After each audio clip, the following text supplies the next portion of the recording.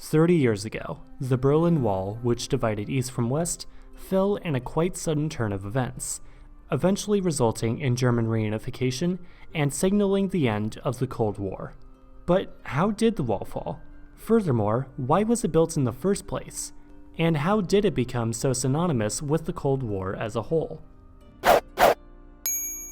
First, some background.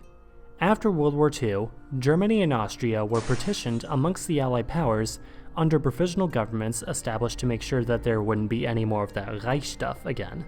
Austria was allowed to reunify itself under the promise that they never unite with Germany, like ever again, and also promised to stay neutral between the interests of the Soviets and the other three.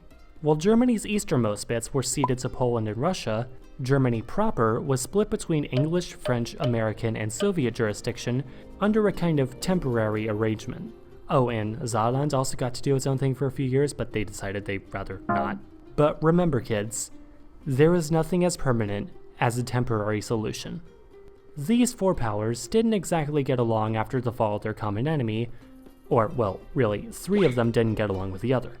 So when the US, UK, and France made plans for Germany that conflicted with Russian plans, the USSR decided to keep its own slice as a puppet state of its own, creating the German Democratic Republic, or East Germany, contrasting with the Federal Republic of Germany, then colloquially known as West Germany. Now, as I'm sure some people in the comments have already pointed out without waiting for me to actually say it, Berlin also got this treatment, and so the western half of Berlin became an island within the DDR. Westerners could drive in and out, but of course that was a bit easier said than done sometimes, as was also the case with Easterners, except they weren't supposed to be going into West Berlin. You see, emigration wasn't exactly something that the Eastern Bloc countries always approved of, especially if you were a young professional educated in the East. But in Berlin, it was pretty easy to just walk across the border and go to the West from there, which over 3 million people did in the first couple decades after the war. Knowing this, the East German officials decided to build a wall all around West Berlin to keep the Easterners in the East. Almost everyone hated that. Now, since West Berlin was actually an enclave in the middle of the DDR, the wall didn't go through Berlin, but all the way around the West. So there wasn't exactly any going around the wall. Also, it wasn't just a wall they put up and left there. It was actually two walls, sandwiching in a sandpit, which was often nicknamed the Death Strip. Why was it often nicknamed the Death Strip? Good question. Well, it was really only to do with the electric fences, guard dogs, tank traps, constant illumination at night, spike strips, and guard towers with guards who weren't just going to let you go under the radar for 20 marks. Also, the smaller inner wall was itself guarded on the eastern side, meaning that Easterners couldn't even look at the thing without being questioned. So if you have a piece of the wall that has graffiti on it, it was probably from the western side. Actually, all things considered, it's probably just a random piece of painted concrete being sold to clueless tourists for €8. Seriously, don't buy too much of that stuff. Buy some KhAnubis merch instead. Of course, plenty of escape attempts were still made. People just had to get more creative. From people swimming across the Spree River to hang gliding across, to inspiring stories for the one German car company that apparently can get away with nostalgia. Hundreds of people tried to escape into West Berlin, many of them successful, but many were either detained or simply killed on the spot. As such, the wall became a gruesome and poignant symbol of the alleged brutality of the regime, and the lengths it would go to limit freedom of travel, and thus arguably tarnish the reputation of the DDR. The Brandenburg Gate became trapped between the walls, effectively becoming the gate that no one could go through. And a few certain S-U-Bahn stations either became border stations or were closed completely, now no more than ghost stations that West Berlin trains would simply go through on their way to other parts of West Berlin.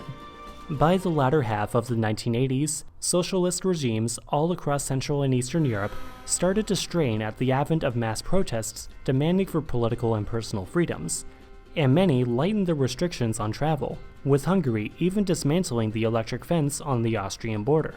As the DDR also became overwhelmed by protests and exit visa applications, the government decided to also ease travel restrictions, as declared in a press statement by Günter Schabowski.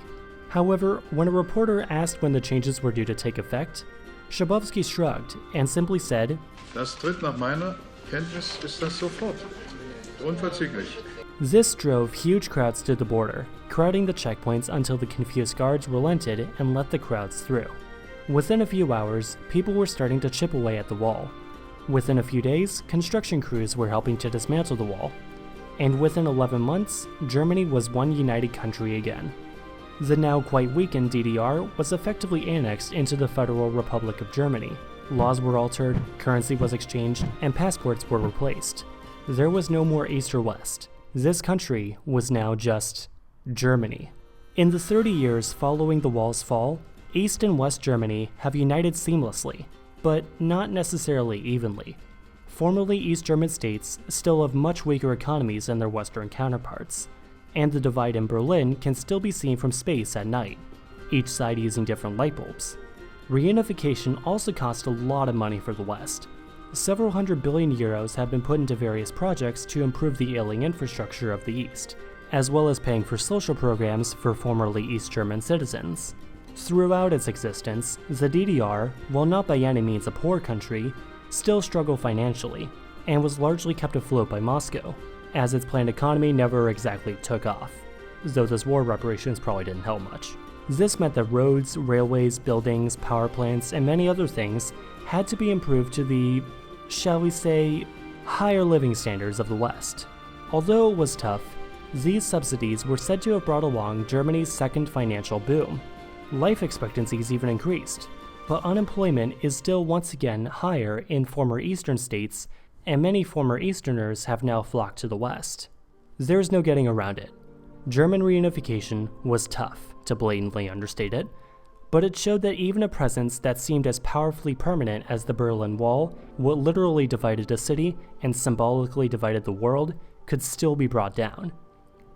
Thanks as always for watching, and thank you all so much for bearing with me these past few weeks. If you haven't already heard, I got my laptop stolen a few weeks ago in Vienna, and I had to wait 3 weeks for a new one, hence no videos. But now it's hopefully all back to the every Sunday schedule from here. As always, be sure to like the video, maybe support the channel on Patreon, and subscribe to learn something new every Sunday.